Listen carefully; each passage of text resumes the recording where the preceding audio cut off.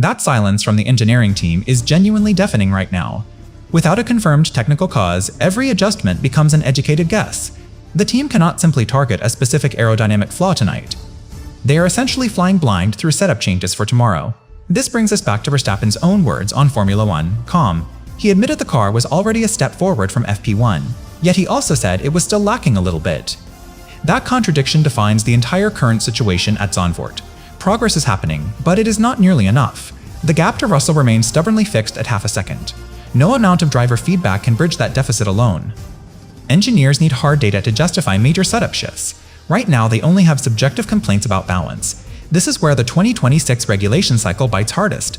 Competitive order is far more volatile than recent prior seasons. Small misunderstandings of the new power unit package compound quickly. A minor balance issue becomes a massive qualifying deficit. Teams can no longer rely on established development shortcuts. Every track exposes different weaknesses in the new formula. Red Bull thought they had solved these problems recently. 3 podiums in 4 races suggested real progress. Then, Zandvoort sprint qualifying shattered that comfortable narrative completely. Now the team faces a critical diagnostic challenge overnight. They must distinguish between a temporary setup miscue and structural failure. Getting this wrong could ruin the entire home weekend. Getting it right might only salvage 6th place.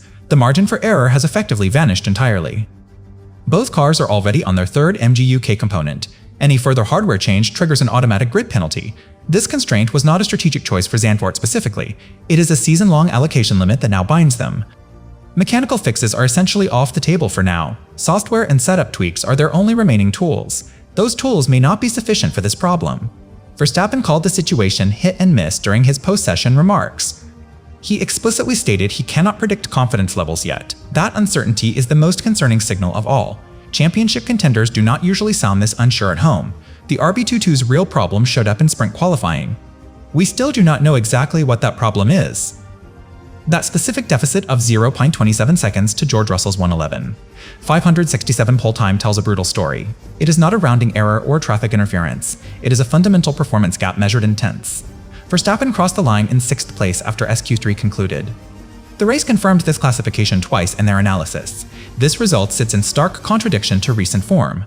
Red Bull had taken 3 podiums in the last 4 Grands Prix before arriving here. Those results suggested the team had finally unlocked real pace under the 2026 regulations. Zandvoort sprint qualifying dismantled that assumption completely. The RB22 looked like a different car entirely on Friday evening. Context matters enormously when evaluating the sudden drop-off. This is Max Verstappen's home race at Zandvoort. Expectations were naturally higher than usual for this weekend. The contrast between recent success and current struggle is the actual story. Pace being bad in isolation would be less alarming. A regression after apparent progress signals something deeper. Nobody expected 6th place after such a strong run of form. The numbers do not lie about the magnitude of this setback. Half a second is an eternity in modern Formula 1 qualifying. It represents multiple tenths lost across every single sector. Drivers cannot simply make up that time through bravery alone. Car performance must account for the majority of that delta. Russell's Mercedes was simply operating in a different window. Verstappen pushed to the absolute limit of his machinery. The RB22 could not deliver the necessary lap time. This raises immediate questions about development trajectory. Did the team misunderstand something during recent upgrades? Were previous podiums masking underlying platform weaknesses? The 2026 technical cycle makes competitive order inherently volatile. Small setup windows can shift dramatically between events. What worked perfectly 2 weeks ago may fail today. Teams are still learning how these new cars behave dynamically. Red Bull appeared to have found a stable operating point recently. Zandvoort proved that stability remains fragile and conditional. The 3 prior podiums now look potentially misleading. They may have been circuit-specific rather than structural gains. This qualifying session strips away any false confidence. Raw pace deficits expose truth more honestly than race results. Strategic variance can sometimes flatter uncompetitive packages. Qualifying lays everything bare without tactical interference. 6th place is the unvarnished reality of the RB22 right now. That position carries significant implications for tomorrow's sprint. Starting outside the top 5 limits strategic options considerably. Overtaking at Zandvoort is notoriously difficult even with DRS. Track position matters more here than almost anywhere else. Verstappen will need exceptional pace just to recover positions. The car must improve significantly overnight to enable that recovery. Current performance levels suggest recovery will be extremely challenging. Engineers face immense pressure to find solutions quickly. There is no time for extensive testing or validation. Changes must be made based on limited data and intuition. Risk tolerance increases when starting positions are compromised. Conservative approaches rarely yield dramatic performance gains. Bold setup directions carry equal risk of making things worse. This is the precarious position Red Bull occupies tonight. The margin between improvement and regression has narrowed dangerously. Every decision carries amplified consequences for weekend outcomes. Championship points are awarded in sprints and races, not qualifying. But grid position dictates opportunity to score those points. 6th place reduces maximum possible sprint return substantially. Mathematical damage compounds over remaining season rounds. Consistency mattered more than peak performance previously. Now peak performance itself has become questionable. The 3 podiums from earlier races feel distant already. Momentum shifts rapidly under these new technical regulations. Yesterday's solution becomes today's limitation without warning. Adaptation speed determines competitive survival in 2026. Red Bull adapted well enough to reach podiums recently. Zandvoort demands another adaptation they haven't yet achieved. The clock is ticking towards sprint race start time. Answers must emerge from garages before engines fire again. Silence from engineers suggests answers remain elusive currently. Data streams show problems but not always solutions. Simulation tools have limits when correlating to track behavior. Driver feedback becomes primary diagnostic input tonight. Verstappen's experience usually accelerates problem identification. Even he seems uncertain about the correct direction forward. That uncertainty magnifies concern throughout the entire organization. Home race pressure adds emotional weight to technical challenges. Fans expect performances matching recent podium standards. Reality delivered something far less satisfying instead. Disappointment hangs heavy over the Red Bull garage tonight. Professionalism demands focus despite emotional circumstances. Emotions don't fix balance issues or generate mechanical grip. Only engineering rigor produces tangible performance improvements. That rigor is being tested severely right now. The RB22's true potential remains hidden somewhere tonight. Finding it requires solving puzzles with incomplete information. Time pressures make perfect solutions practically impossible. Compromises will define tomorrow's competitive ceiling. Accepting imperfection is part of racing under constraints. Excellence means maximizing returns within current limitations. 6th place represents current limitations quite clearly. Closing that 0.527-second gap is tonight's singular mission. Success depends on translating frustration into actionable changes. Failure means accepting diminished expectations for sprint day. The stakes were established by that qualifying timestamp. Everything that follows flows from that single moment. This is where it gets serious, because when a driver describes his car as hit and miss at his home race, that isn't just feedback, it is a warning that the entire weekend strategy could unravel before the sprint even begins. Verstappen used those exact words on Formula 1. Calm when asked about his confidence for the rest of the event. He stated plainly that he cannot tell you right now what to expect.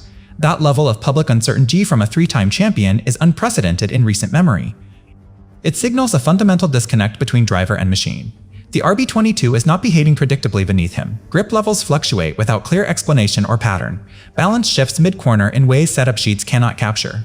This makes building consistent lap times nearly impossible. Drivers need repeatability more than peak performance in qualifying. Without repeatability, pushing becomes a gamble rather than precision.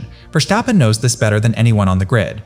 His frustration stems from inability to trust the platform. Trust takes months to build and seconds to destroy. Zandvoort's high-speed corners demand absolute commitment. Hesitation costs tenths that compound into half-second deficits. The car's unpredictability forces hesitation involuntarily. No amount of talent overcomes mechanical inconsistency completely. FP1 exposed these issues in their rawest form earlier Friday. Verstappen ran through the gravel while complaining loudly. Understeer plagued certain phases of corner entry then. Oversteer appeared suddenly during traction zones afterward. Both problems existing simultaneously indicates deep platform confusion. Aerodynamic balance and mechanical grip are misaligned severely. Fixing one often worsens the other in this configuration. Engineers chase solutions throughout practice sessions desperately. Some changes helped while others made things worse unexpectedly. That inconsistency carried directly into sprint qualifying later. Improvement happened, but not enough to close the gap. Verstappen acknowledged progress from FP1 explicitly post-session, yet he also admitted the car still lacks necessary performance. Finding grip remains the primary obstacle heading into Saturday. Balance adjustments alone may not unlock missing pace tonight. The problem appears structural rather than purely tunable. Structural problems require deeper investigation than overnight fixes allow. Time constraints force compromises instead of comprehensive solutions.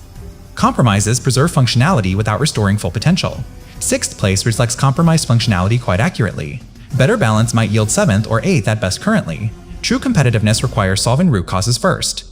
Root causes remain unidentified despite extensive data collection. Telemetry shows symptoms, but not always origins clearly. Wind tunnel correlation may have drifted under new regulations. Track conditions evolve faster than simulation models update. Real-world validation lags behind theoretical development cycles. This lag creates windows where cars behave unexpectedly. Zandvoort fell squarely inside such a window for Red Bull. Previous podiums occurred outside this problematic window entirely. Circuit characteristics masked underlying platform weaknesses temporarily. Those masks have now fallen away completely here. Exposure brings clarity, but also immediate competitive consequences. Consequences manifest as lost grid positions and championship points. Points scored in sprints contribute directly to title fights. Every position lost compounds over remaining season rounds. Recovery becomes exponentially harder with each deficit accumulated. Momentum matters enormously under volatile 2026 technical rules. Teams gaining momentum can exploit others' struggles ruthlessly. Mercedes capitalized fully on Red Bull's vulnerability today. Russell's pole position demonstrates superior current package understanding. Understanding translates directly into qualifying performance gaps. Gaps widen when confidence erodes simultaneously. Confidence erosion accelerates performance decline cyclically. Breaking that cycle requires decisive intervention immediately. Intervention options narrow as hardware allocations tighten. Third, MGUK usage eliminates mechanical replacement safety nets. Software mapping changes become primary adjustment tools now. Mapping adjustments have finite effectiveness ranges though. Beyond those ranges, physical limitations dominate performance ceilings. Current ceiling sits firmly below front-running competitors. Raising that ceiling demands breakthroughs not yet achieved. Breakthroughs rarely happen overnight under pressure conditions. Pressure magnifies small errors into significant setbacks quickly. Small errors accumulated across multiple laps today. Cumulative effect produced that disappointing 6th place classification.